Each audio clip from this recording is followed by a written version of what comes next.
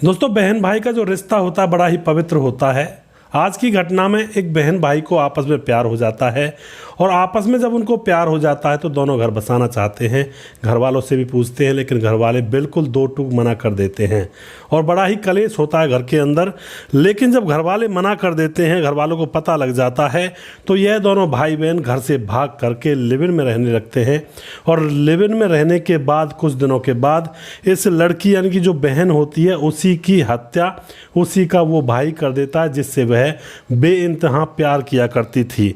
और दोस्तों, उसके बाद वह भाई जो राज खोलता है, सुनकर लोगों की भी कहते हैं एक तरह से नींदें उड़ जाती हैं कि क्या आखिर इन दोनों के रिश्ते में हुआ। पहले तो यह भाई बहन थे और फिर उसके बाद इन्होंने समाज को तोड़ते हुए, समाज के नियमों को तोड़ते हुए शादी करने की कोशिश की। घर से भागे, दोनों ने प्यार किया और फिर हत्या की। आखिर क्या हुआ था, पूरी जानकारी यहाँ पर लेने वाले हैं। नमस्कार, मैं हूँ सुदेश कुमार और तिरछी बात चैनल में आपका स्वागत है। 26 जनवरी को दोस्तों, 26 जनवरी का दिन था और 2025 साल था।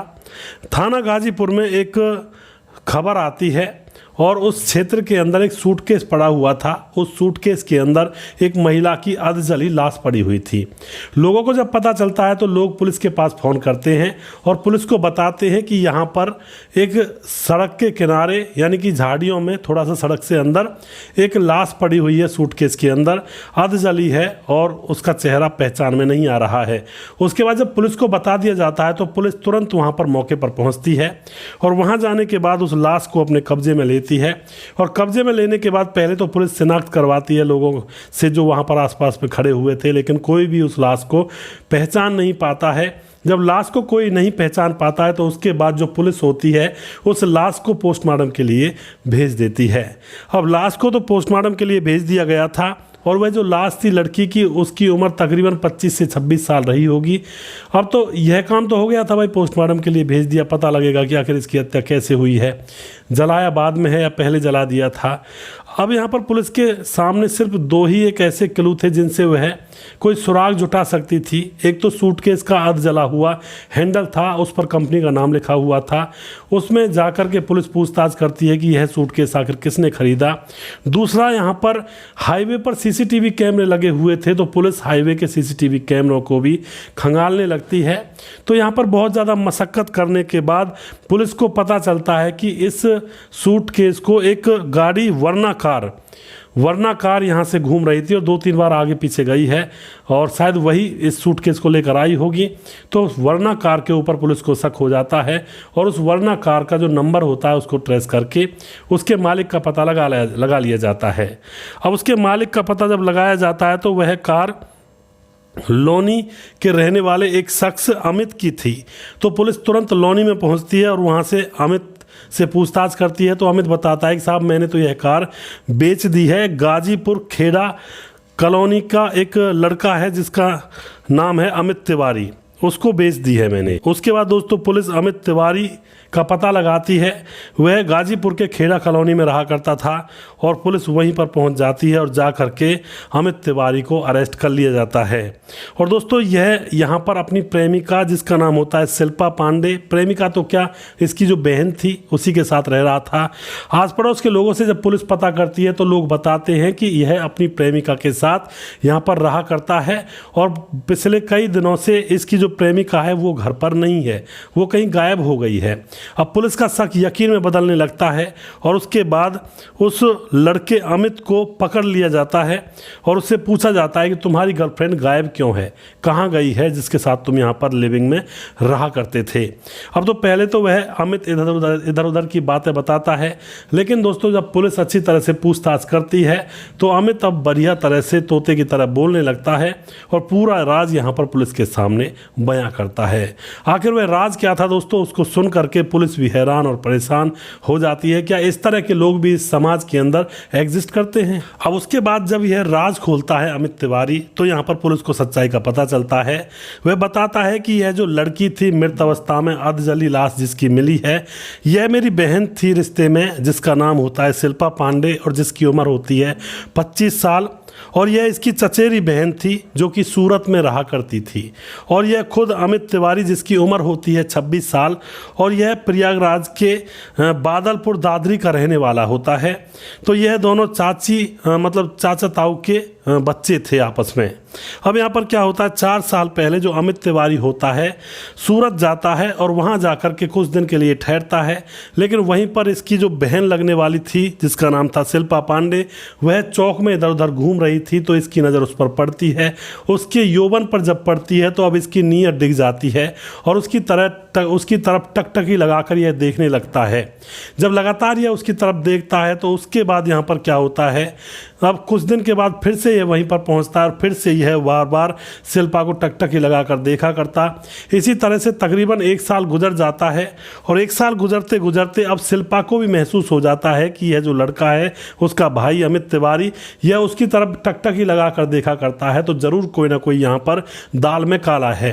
तो लड़की भी उसकी तरफ देखने लगती है और दोनों एक दूसरे की तरफ देखकर मुस्कुरा जाते हैं और हंस जाती है लड़की।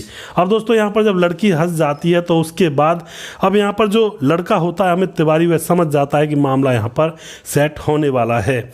उसके बाद वह बार बार उस लड़की के ऊपर डोरे डालता और दोनों ही चाचा ताऊ की बच्चे थे और इस तरह का कांड यहाँ पर ये कर रहे थे। लेकिन दोस्तों वो कहते हैं ना, जब हवस दिमाग में चढ़ती है तो फिर लोग चाचा ताऊ के रिश्तों को भी भूल जाते हैं, भाई बहन के रिश्ते को भी भूल जाते हैं। उसके बाद जब आज से 3 साल पहले इन दोनों का मिलन हो जाता है, एक दिन की बात है, घर में कोई नहीं था, तो यहाँ पर जो अमित तिवारी होता है वह अपनी बहन के यहाँ शिल्पा पांडे के यहाँ पर पहुँच जाता है और वहाँ जाने के बाद अब वह अकेली थी तो अकेला देखकर उसका हाथ पकड़ लेता है और इसको एक अंदर वाले कोठे के कमरे में ले जाता है और इन दोनों के वहाँ पर संबंध बन जाते हैं, क्योंकि पिच तो पहले से ही बिछी हुई थी, ग्राउंड तो पहले से ही तैयार था। अब एक बार जब इनके संबंध बन जाते हैं तो यह मामला अब रोज़ रोज़ का होने लगा था। जब भी यह लड़का शिल्पा पांडे के पास जाता तो वहाँ पर मौका देख करके यह संबंध बना लिया करते, कभी खेतों में, कभी अंदर वाले कमरे में, कभी चुपचाप, कभी छत पर। इस तरह से 3 साल पहले से इनका प्यार परवान चढ़ने लगता है। 3 साल गुजर जाते हैं प्यार में और अब दोस्तों यह दोनों एक दूसरे के बगैर रह नहीं सकते थे। जो शिल्पा पांडे होती है वह कहती है कि अब दोनों हम एक दूसरे के साथ शादी करेंगे और अपना घर बसाएंगे। अब जो लड़का अमित तिवारी होता है वह कहता है कि घर वाले क्या मान जाएंगे, तो लड़की कहती है कि देखते हैं कह करके कि मानते हैं या नहीं मानते हैं, वरना हम दोनों को जुदा कोई कर ही नहीं सकता है, चाहे ये लोग माने या ना माने। अब उसके बाद दोस्तों ये दोनों अपने घर वालों को बताते हैं तो घर वाले इकट्ठे होकर इनको बुरी बुरी सुनाते हैं, कहते हैं कि तुम्हारा रिश्ता भाई बहन का है और तुम लोगों ने ये काम कर दिया, तुम्हें शर्म नहीं आई, समाज से हटकर तुम लोग चल रहे हो। लेकिन दोस्तों घर वालों ने खूब समझाया कि यह बात अभी घर में है, घर की बात घर में रही आएगी, किसी में मतलब बाहर बदनामी नहीं फैलेगी। लेकिन यह मानने वाले कहाँ थे। उसके बाद घर वालों के तमाम समझाने पर भी ये दोनों घर से फरार हो जाते हैं। नवंबर का वह महीना था और दोनों घर से फरार होकर के ये पहुँच जाते हैं सीधा गाजीपुर खेड़ा कॉलोनी में। गाजीपुर के अंदर एक खेड़ा कॉलोनी पड़ती है, वहाँ पर इस लड़के अमित तिवारी का एक दोस्त रहा करता था जिसका नाम होता है अनुज कुमार और जो कि वेल्डिंग का काम किया करता है। वह भी वहाँ पर किराए पर रहता है और वह इन दोनों को एक किराए का कमरा दिला देता है गाजीपुर के खेड़ा कॉलोनी के अंदर। और यह दोनों उस कॉलोनी के अंदर एक घर के अंदर किराए पर दोनों पति पत्नी की तरह लिव इन रिलेशनशिप में दोनों रहने लगते हैं। रिश्ता दोनों का भाई बहन का था। अब तो वहाँ पर ये दोनों रह रहे होते हैं। इधर जो घर वालों को जब पता लगता है कि दोनों भाग गए हैं तो उनके मन में से इनके प्रति बिल्कुल प्यार, संवेदनाएं, सारी चीज़ें ख़त्म हो जाती हैं और वह यही कहते हैं कि अब हमारे लिए ये दोनों मर चुके हैं। दोनों परिवार यही कहते हैं मिलकर के और इन दोनों को वह एक तरह से त्याग देते हैं। अब यहाँ पर क्या होता है, ये दोनों पति पत्नी की तरह लिव इन रिलेशनशिप में गाजीपुर के खेड़ा कॉलोनी के अंदर रह रहे थे। अब यहाँ पर अमित तिवारी बताता है पुलिस को कि जैसे हम रहते रहते काफ़ी दिन गुजर गए थे। अमित तिवारी ने एक कार ले ली थी, वर्ना कार, और उसको इधर उधर चलाया करता था किराए में या फिर किसी की शादी ब्याह में या फिर कहीं बुकिंग में। अब रोज़ रोज़ का काम ऐसा हो चुका था, जो उसकी मतलब साथ रहती थी बहन शिल्पा पांडे, प्रेमिका थी, अब तो वह उससे कहने लगी थी या तो मुझसे शादी कर लो वरना तुम्हारे घर वालों को मैं जेल करवा दूंगी और तुम्हें भी मैं सुख से नहीं रहने दूंगी और तुम्हारे घर वालों को और तुम्हारे परिवार वालों को और तुम्हारे रिश्तेदारों को जितने भी हैं सबको फंसा दूंगी। अब यह बात सुनकर के जो लड़का अमित तिवारी होता है वह कहता है कि देखो मुझे तुम्हारे साथ रहना है, इसीलिए मैं अपने घर वालों के खिलाफ होकर के तुम्हें घर से लेकर भागा हूँ। तुम्हारे साथ ही तो ज़िंदगी काटनी है, अब तुम ऐसी बात मुझसे क्यों करती हो। यानी कि बातें उल्टी सीधी करती जो कि उस लड़के को लग जाया करती। लड़का सोचता कि मैं इसी के लिए भागा हूँ, इससे शादी करूँगा, जीवन गुजारूंगा, फिर ये ऐसे क्यों कहती है कि अभी शादी कर लो वरना मैं तुम्हारे घर वालों को कहीं का नहीं छोड़ूंगी। यह बातें लड़के को लगने लगती हैं। इस बात को लेकर के अब इन दोनों के बीच में झगड़े होने लगते हैं। लेकिन अब करे भी तो करे क्या, घर भी नहीं जा सकते हैं क्योंकि घर वालों की तो बेइज्जती करके पहले ही भाग चुके थे, और ना ही किसी से कुछ कह सकते हैं क्योंकि किसी को जब पता चलेगा कि इनका रिश्ता भाई बहन का है और ये इस तरह से रह रहे हैं तो लोगों की नज़रों में इनकी इज्जत बिल्कुल ही ख़त्म हो जाएगी। तो उस मसले को ये घर के अंदर रखा करते। लेकिन अपने दोस्त जिसका नाम होता है अनुज कुमार, उसको वह बता दिया करता अमित कि मेरे घर में अब ये कंडीशन है और ये फिलहाल हो रहा है। उसके बाद दोस्तों एक दिन की बात है, अमित तिवारी शराब पीकर आता है, नीचे गाड़ी पार्क करता है। गाड़ी पार्क करने के बाद ऊपर चला आता है, सोचता है खाना वगैरह बन गया होगा, खाना खाने के बाद आराम करूंगा। लेकिन ऊपर आते ही उसकी बहन शिल्पा पांडे का यही किस्सा रोज़ रोज़ का हुआ करता है। आते ही कहने लगती है कि तुम मुझसे शादी करते हो या नहीं करते हो, अगर तुम मुझसे शादी नहीं करते हो तो फिर देख लेना, मैं जो कुछ करूंगी उसके जिम्मेवार तुम खुद होगे। अब इधर ये लड़का अमित तिवारी नशे में था। अब भाई नशे में तो थोड़ा सा इसका मतलब मूड बना हुआ था। तो उसके बाद क्या होता है, ये शिल्पा तिवारी की गर्दन पकड़ लेता है। यह सोचता है कि इसको समझा देता हूँ अच्छी तरह से, उसके बाद ये नहीं कहेगी। लेकिन नशे में होने के कारण गर्दन को वह दबाता चला जाता है। उसको भी पता नहीं चलता है कि शिल्पा तिवारी की गर्दन दबाने से उसकी मौत हो गई है। अब दोस्तों जब उसकी मौत हो जाती है तो वह उसको फिर भी हिलाता रहता है कि बोल, कहेगी तो मुझसे ऐसा, कहेगी तो मुझसे ऐसा, तेरे लिए तो मैं घर छोड़कर भागा था और तू भी मुझसे ऐसा कह रही है। लेकिन जब वह गौर से देखता है तो शिल्पा तिवारी मर चुकी थी, इस दुनिया को छोड़कर जा चुकी थी। अब उसको देख करके उसकी नवज नारी को यह चेक करता है तो इसका पूरा का पूरा नशा एकदम से उतर जाता है। माथे पर हाथ रखकर वहीं पर बैठ जाता है कि हे भगवान मैंने ये क्या कर दिया। लेकिन अब कर दिया सो कर दिया, अब क्या हो इससे आगे। तो उसके बाद अपने दोस्त के पास फ़ोन करता है, उसको बुलाता है, उसको सारी सच्चाई बताता है कि मेरे साथ ये हो गया है।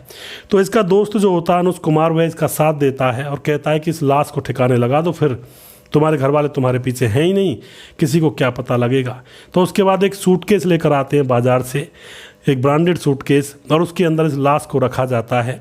लेकिन जैसे ही इसको ले जा रहे थे तो उसके बाद इनके मन में विचार आता है कि अगर हम इस लाश को ऐसे ही फेंक देंगे कहीं तो इसकी पहचान हो जाएगी, फ़ोटो वगैरह पुलिस इधर उधर डालेगी तो कोई ना कोई पहचान लेगा। क्यों ना इस लाश का हुलिया बिगाड़ दिया जाए जिससे कि किसी की पहचान में ना आए और यह बात हमारे घर तक पहुँचे ही ना, और ना यह केस आगे चल पाए।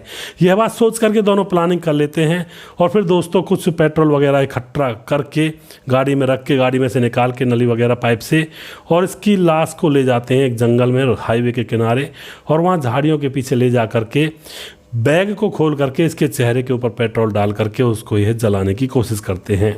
अब लाश पूरी तरह से तो जल नहीं पाती है, अधजली लाश हो जाती है। चेहरा भी बिगड़ चुका था, यानी कि तकरीबन इन्होंने अपने मकसद में कामयाब हो ही चुके थे। उसके बाद ये दोनों घर आ जाते हैं। लेकिन दोस्तों लोगों की नज़र जब उस सूटकेस पर पड़ती है, पुलिस आती है और पुलिस देखती है, और फिर यहाँ पर सीसीटीवी कैमरों से सारी सच्चाई का पता लग जाता है।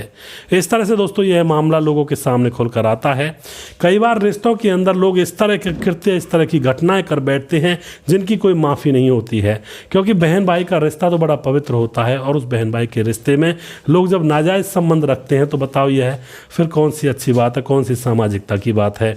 और उधर उनके घर वालों के पास जब यह खबर पहुंचती है तो घर वाले उनकी लाश लेंगे उस लड़की की या नहीं लेंगे, वो इस बात की असमंजस में है। बाकी ऊपर से ये कह रहे हैं कि इन्होंने जैसा समाज के अंदर रहते हुए किया था माँ बाप के साथ, उसकी इनको सज़ा मिल गई और बहुत अच्छा हुआ, इनको ऐसी सज़ा मिल गई। तो घर वाले भी इस तरह की बातें इनके प्रति कर रहे होते हैं। दोस्तों इस तरह से कई बार समाज के अंदर बहुत सारे किस्से देखने को मिलते हैं, और लड़के अपनी मौसी को लेकर भाग जाते हैं, लड़के अपनी बहन को, चाची को होता है, यानी कि बहुत बुरा गंदा यहाँ पर समाज के अंदर फिलहाल सिस्टम बना हुआ है। लोग कुत्ता बिल्लियों की तरह हो गए हैं, किसी के साथ भी लग बैठते हैं और किसी से भी मुंह जोड़ी कर बैठते हैं। यह नहीं करना चाहिए। समाज है, समाज के हिसाब से रहोगे तो जीवन में कभी कोई परेशानी का सामना नहीं करना पड़ेगा, क्योंकि समाज, हमारे बुजुर्गों ने सोच समझ करके समाज के अंदर ये नियम बनाए हैं। लेकिन आजकल के बच्चे कहते हैं समाज हमें रोक नहीं सकता, समाज की बंदी से हमें रोक नहीं सकती, लेकिन उसके बाद में वह ऐसी घटनाओं को अंजाम देते हैं और फिर वह जेलों में पड़े रहते हैं। अब ले लो जो भी लेना है। दोस्तों इस तरह से ये ज़िंदगियाँ बर्बाद होती हैं। वीडियो के लास्ट में कुछ भाइयों के नाम ज़रूर लेना चाहूँगा जो भाई हमारे वीडियोज़ को देखते हैं और हमें खूब सपोर्ट करते हैं। हमारे साथ है राजेश कुमार। हे भगवान, कैसे कैसे दुनिया में लोग होते हैं, भगवान अपना ही परिवार अपने ही बच्चों का दुश्मन बन जाता है। जी बिल्कुल, आज का कलयुग का कलिकाल चला हुआ है राजेश कुमार जी। आजकल कोई किसी का नहीं है, बहुत बुरा समय है। कभी भी जिसको मौका मिलता है वो अपना काम कर जाता है और लोग देखते रह जाते हैं। उसके बाद हमारे साथ हैं धीरज सिंह, जो कह रहे हैं कि सुरेश भाई राम राम, मैं आपके पड़ोस का रहने वाला हूं और नाम है धीरज सिंह, मैं मथुरा से हूं। आप डीग के रहने वाले हैं या फिर नगर साइड के? भैया मैं डीग का ना नगर साइड का, मैं हरियाणा का रहने वाला हूं। कोसी से जब आते हैं, वृंदावन मथुरा वृंदावन से आगे कोसी आती है, हरियाणा की तरफ जाते हैं तो सबसे पहला जो शहर पड़ता है हरियाणा के अंदर, होडल, वहाँ का मैं रहने वाला हूँ और उसी के पास एक गाँव है, वहाँ का रहने वाला हूँ। और हमारी जो लैंग्वेज है वो एक तरह से खड़ी बोली में सम्मिलित की जाती है। ब्रज भाषा है, ना पूरी हरियाणवी है ना ही पूरी कोई और स्टेट की है। ये एक ब्रज भाषा, ब्रज क्षेत्र में हमारा गांव आता है। आप जानते होंगे ब्रज जो परिक्रमा लगती है उसके अंदर आता है। और ब्रज की जो बोली होती है बड़ी ही अटपटी और अलग होती है। अगर हम सीधा सीधा बात करें किसी से तो लगता है उनको कि हमें धमका रहे हैं और डांट रहे हैं। तो ये बोली का फ़र्क होता है, लेकिन यहाँ पर नहीं बोली जा सकती है वो बोली। उसके बाद हमारे साथ खेमराज भाटी। आपकी स्टोरी से पॉजिटिव विचार ही आते हैं। खेमराज गुज्जर चिट्टी, जीबी नगर, यूपी 16 से। बहुत बहुत धन्यवाद भाई का। और मैं यही कोशिश करता हूं कि आप लोग इनसे कुछ अच्छा सीखें, पॉजिटिव सीखें, यही मेरी कोशिश होती है खेमराज जी, और बहुत बहुत शुक्रिया आपका। उसके बाद बिलाल खान हमारे भाई कह रहे हैं कि सलमा नहीं वो सीमा थी, उसका पति दुबई रहता था। जी इनका अपना कोई विचार है। उसके बाद हमारे साथ पैसे दे देने चाहिए थे साबुद्दीन मियाँ हमारे भाई, जो कि कमेंट करते हैं। भाई का बहुत बहुत धन्यवाद करता हूँ। लगातार हमारे साथ बने रहते हैं और लगातार हमारे साथ यह कमेंट भी करते रहते हैं। राधेश्याम शर्मा सिरसी जयपुर राजस्थान से हमारे भाई कहते हैं लगातार हमारे साथ बने रहते हैं और बहुत अच्छी कमेंट करते हैं। उसके बाद हमारे साथ सुशील चौधरी हमारे भाई कह रहे हैं कि बहुत ही खूबसूरत कहानी। सुशील चौधरी जी बहुत बहुत धन्यवाद आपका भाई साहब जी। सुशील चौधरी भाई हमारे साथ बने रहते हैं और हमें बहुत ही अच्छी वीडियोस के अंदर से कॉमिक लाइन निकाल कर सुनाते हैं यहाँ पर कमेंट में। बहुत बहुत धन्यवाद करते हैं भाई का। उसके बाद हमारे साथ ए चौधरी